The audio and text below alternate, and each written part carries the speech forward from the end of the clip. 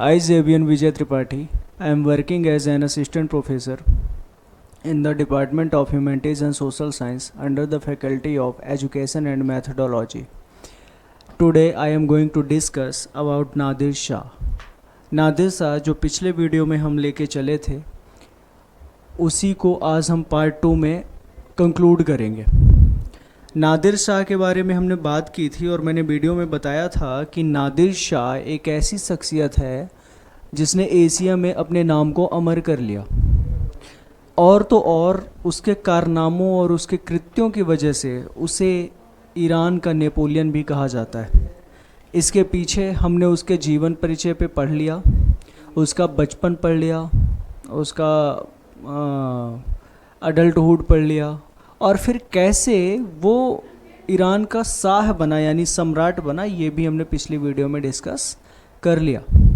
अब हम उसके आगे उसने भारत पर कैसे हमला किया और भारत को कैसे लूटा और भारत में मुग़लों के पतन में उसने कैसे योगदान दिया, ये डिस्कस करेंगे. तो आते हैं एक बार मैप के थ्रू समझते हैं कि भारत कहाँ है और ईरान कहाँ है.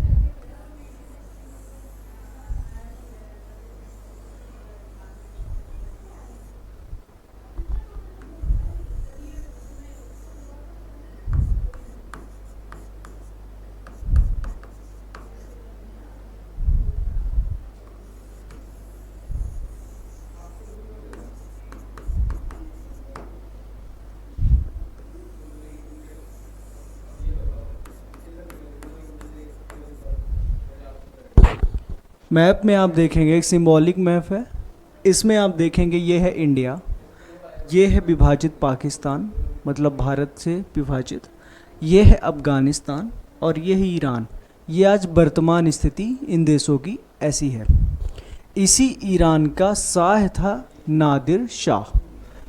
इंडिया में बादशाह सम्राट बोला जाता था, लेकिन ईरान में यानी पर्शिया में सम्राट को शाह बोला जाता था.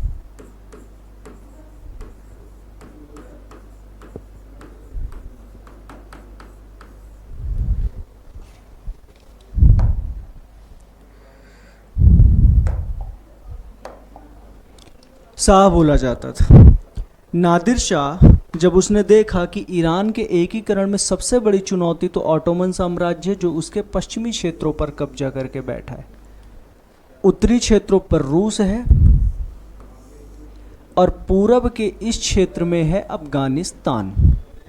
उसके सामने ये सबसे बड़ी चुनौती थी कि इन देशों को देश से बाहर निकाला जाए और ईरान को एक स्वतंत्र ईरान बनाया जाए. इसके लिए ज़रूरी था कि एक बड़ी सेना होनी चाहिए, क्योंकि उसने अपनी योग्यता से यह सिद्ध कर दिया था कि वो योग्य तो है. जो अफरासिद डायनेस्टी थी वो बिल्कुल पतन की ओर थी और उसको कोई सहारा नहीं मिल रहा था. नादिर शाह ने सूझबूझ से इसको वापस जिंदा किया और उसने एक सेना तैयार की.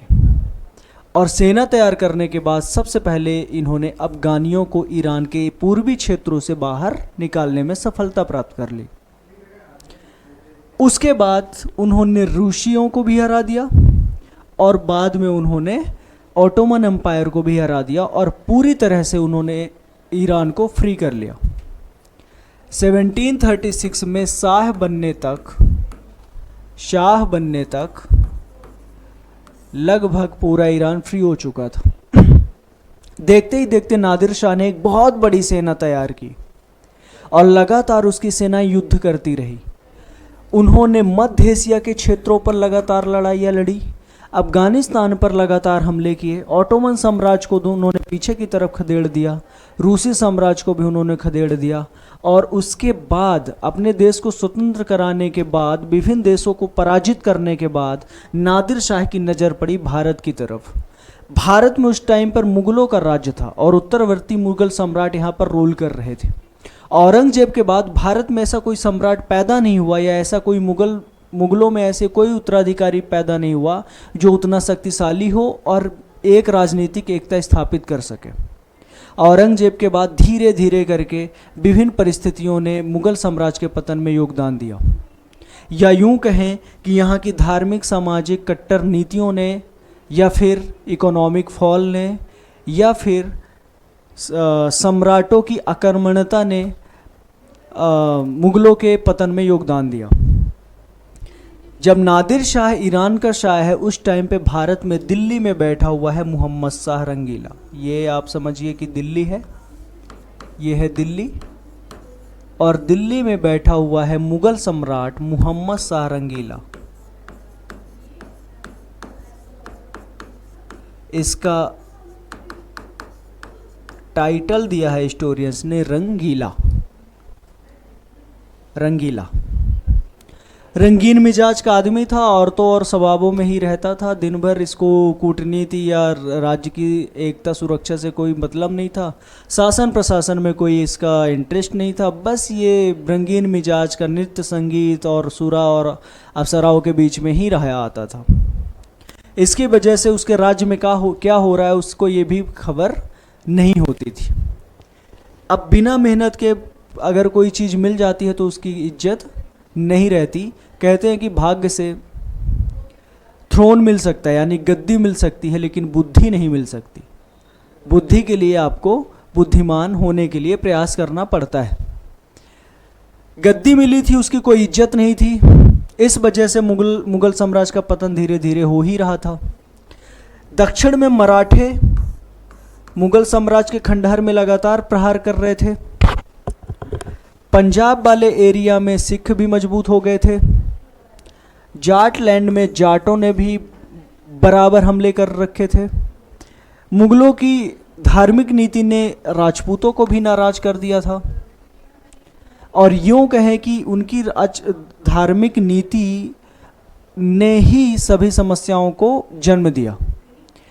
इन लगातार विद्रोहों की वजह से मुगल साम्राज्य आंतरिक कलह और आंतरिक संघर्षों में घिरा हुआ था। और इसी बीच एक शक्तिशाली सम्राट अगर एक बड़ी सेना लेकर हमला कर दे तो उससे निपट पाना थोड़ा टफ टास्क हो जाता है। नादिर शाह का ईरान दिवालियापन की ओर बढ़ गया था। लगातार युद्धों में उसकी अथाह संपत्ति समाप्त हो गई थी और ईरान में दिवालियापन यानी भुखमरी की स्थिति पैदा हो गई। अब चूंकि बहुत बड़ी सेना थी, सेना को बनाए भी रखना है और साथ में लोगों को भरपेट भोजन भी कराना है, इसके लिए धन की आवश्यकता थी। तो उसकी नज़र पड़ी भारत की तरफ। भारत में उसने देखा कि मुगलों का एक बड़े टाइम से राज्य था। बाबर के टाइम से 1526 से ही मुगल यहाँ थे।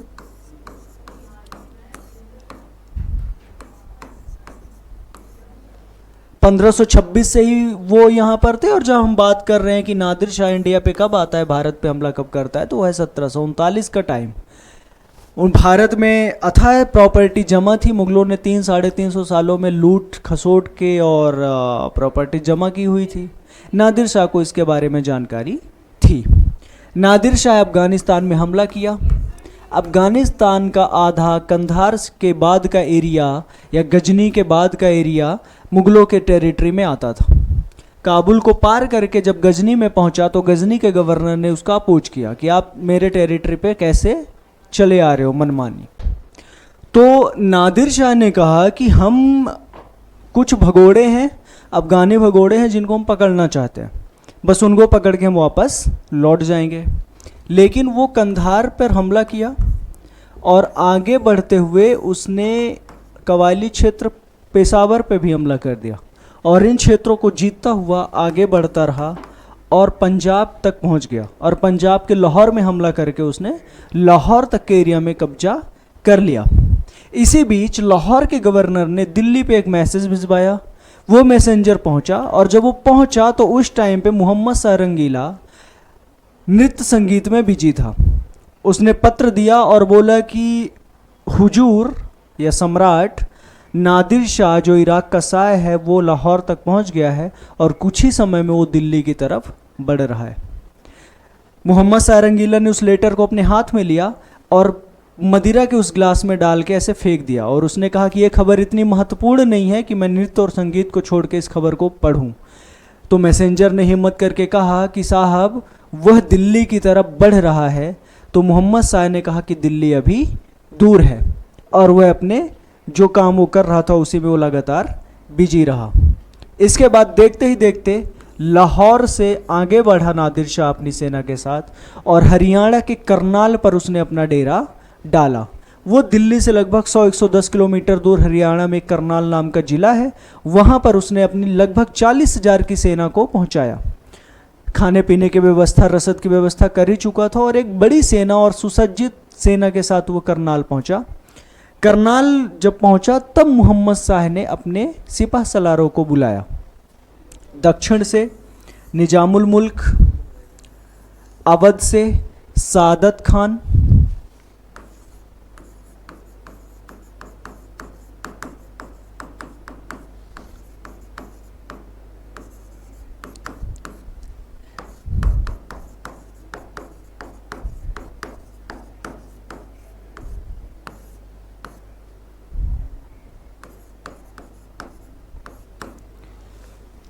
खाने दौरा जो उसका मीर बख्शी था या सेनापति आप कह सकते हैं, और कामरुद्दीन, ऐसे करके उसने अपने सभी सिपह सलारों को बुलाया। लगभग 80,000 की सेना, आप यहाँ पर देखेंगे दोनों सेनाओं का तुलना देखेंगे तो नादिर शाह और मोहम्मद शाह, सेना है 40,000 और इसकी सेना है 80,000। 40,000 और 80,000 की सेना है। फर्क देखिएगा, नादिर शाह की 40,000 सेना खोने के लिए कुछ भी नहीं है, या तो प्राण जाएंगे या फिर पूरा का पूरा भारत मिलेगा। ये किराए के भाड़े वाले सैनिक हैं, इनके अंदर देशभक्ति की भावना नहीं है। ये अलग अलग सिपह सलारों यानी कि अपने अपने प्रांतीय गवर्नरों पर निर्भर हैं और उन्हीं के मान सम्मान के लिए लड़ रहे हैं। अगर वो नहीं है तो इन्हें कोई मतलब नहीं है। अगर इनका सिपह सलार मारा गया तो ये रण छोड़ के भागने में अव्वल है। इस तरह से सेना के मनोबल की बात करें तो इनका मनोबल कमज़ोर है। नादिर शाह की सेना विभिन्न तरह के हथियारों, बारूदी हथियारों से सुसज्जित है। इनके पास पारंपरिक हथियार ही हैं, या फिर ये कहें कि हथियार निम्न कोटि के हथियार हैं। मोहम्मद शाह और नादिर शाह की सेनाओं के बीच, इन दोनों की सेनाओं के बीच 1739 में करनाल का युद्ध हुआ। करनाल का युद्ध 1739 में करनाल का युद्ध हुआ। लगभग 3 घंटे में ही युद्ध समाप्त। 3 घंटे में ही युद्ध समाप्त हो गया। 3 घंटे में ही युद्ध समाप्त हो गया। ध्यान देने वाली बात है कि 3 घंटे में ही। करनाल का युद्ध 1739 किसके किसके बीच? नादिर शाह और मोहम्मद शाह के बीच। सेना की अगर तुलना करें तो 40,000 और 80,000 की सेना है। 3 घंटे में ही 80,000 सैनिक हार गए। इसका मतलब आप इनकी उत्कृष्टता का अंदाजा लगा सकते हैं। अब यहां पर ध्यान देने वाली बात है कि 3 घंटे में युद्ध हार गए। सादत खान को बंदी बना लिया गया। बंदी खान ए दौरा युद्ध में मारा गया, जो मीर बख्शी था। इसके बाद निजामुल मुल्क को प्रधानमंत्री बना दिया गया। चूंकि सादत खान जो अवध का नवाब था, यह भी प्रधानमंत्री बनना चाहता था। यह अभी नादिर शाह की कैद में है। जैसे उसे पता चला कि निजामुल मुल्क को प्रधानमंत्री बना दिया गया है, तो इसने नादिर शाह से हाथ मिला लिया और इसने नादिर शाह को दिल्ली में आक्रमण करने के लिए प्रेरित किया।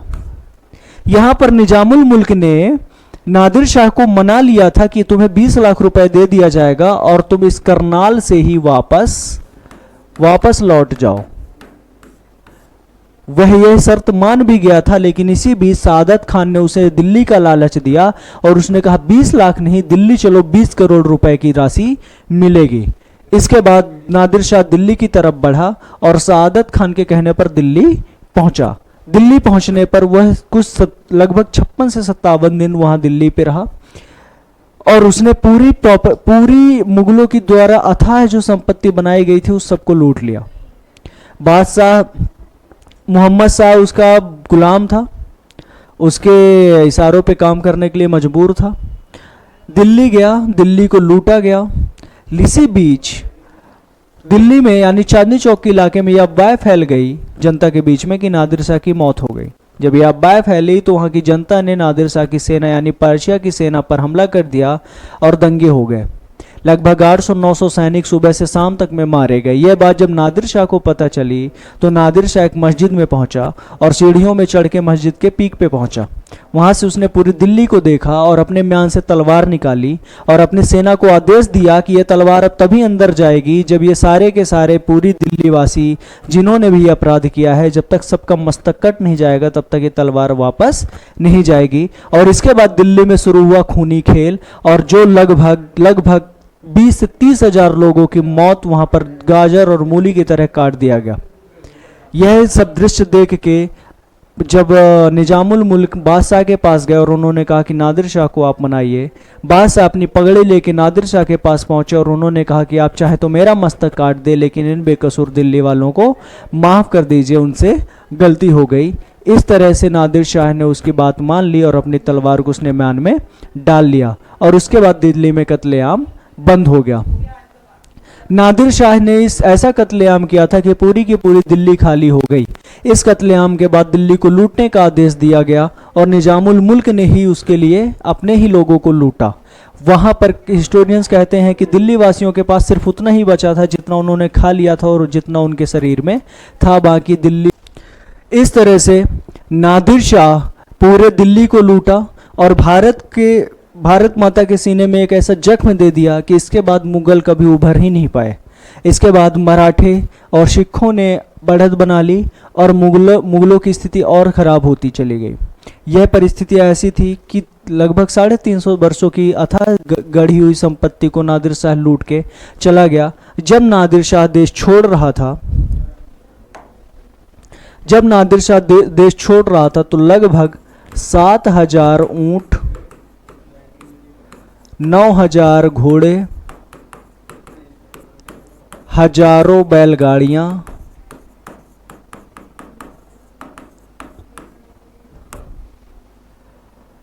बढ़ई, कारपेंटर या और बाकी के बहुत सारे लोगों को बंदी बना लिया और इन सब में भारत के धन को, हीरे, जवाहरात, सोना, चांदी,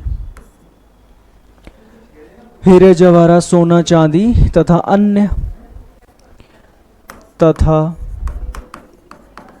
अन्य बहुमूल्य सामानों को भरकर और इनके साथ वो ईरान लेके चला गया। साथ ही उसने तख्त ए ताउस, इसे जिसे मयूर सिंहासन भी कहते हैं,